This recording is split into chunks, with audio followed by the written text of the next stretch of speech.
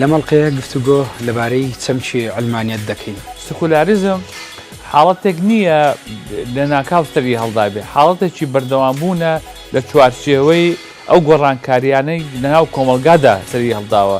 چەمکی سکولاریزم تەماشای نەکەین بە جیا لە چەمکەکانی ترکە سەرمایه‌داری هەنیێتەکایەوە.